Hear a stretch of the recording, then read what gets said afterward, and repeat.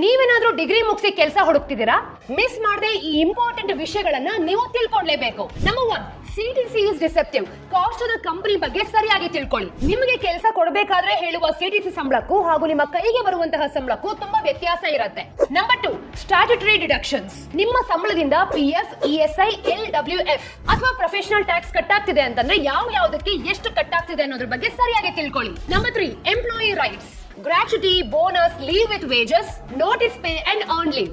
ಯಾಕೆ ಅಂತಂದ್ರೆ ಇದೆಲ್ಲನೂ ಕೂಡ ನಿಮ್ಮ ಹಕ್ಕು. ಪ್ರತಿ ಲೇಬರ್ಗೂ ಬೇಸಿಕ್ ಫೆಸಿಲಿಟಿ ಕೊಡಬೇಕು ಅಂತ ಎಂಪ್ಲಾಯಿ ಲಾನೇ ಹೇಳುತ್ತೆ. Number 4, income tax basics. ನಿಮ್ಗೆ ಬರ್ತಿರೋ ಸಂಬಳ ಯಾವ ಟ್ಯಾಕ್ಸ್ ರೆಜಿಮೆ ಅಂಡರ್ ಬರುತ್ತೆ, ಎಷ್ಟು ಕಟ್ ಆಗುತ್ತೆ, ಹಾಗೆ ಎಷ್ಟು ಎಕ್ಸಂಪ್ಷನ್ಸ್ ಇದೆ, ಯಾವ ಟೈಮಲ್ಲಿ ನೀವು IT ಫೈಲ್ ಮಾಡಬೇಕು ಅನ್ನೋದ್ರ ಬಗ್ಗೆನೂ ಕೂಡ ತಿಳ್ಕೊಳ್ಳಿ. Number 5, joining and exit formalities. Salary ಹೇಗೆ ನೆಗೋಷಿಯೇಟ್ ಮಾಡಬೇಕು, ಆಫರ್ ಲೆಟರ್ಸ್ ಅಲ್ಲಿ ಏನೆಲ್ಲ ರೂಲ್ಸ್ ಅಂಡ್ ರೆಗ್ಯುಲೇಷನ್ಸ್ ಇದೆ, ನೋಟಿಸ್ ಪೀರಿಯಡ್ ಎಷ್ಟು ದಿನ ಮಾಡಬೇಕು, ಹಾಗೆ ರೆಸಿಗ್ನೇಷನ್ ಪ್ರಾಸೆಸ್ ಏನು ಅನ್ನೋದನ್ನೆಲ್ಲ ತಿಳ್ಕೊಂಡ್ರೆ ನಿಮ್ಗೆ ಒಳ್ಳೇದು.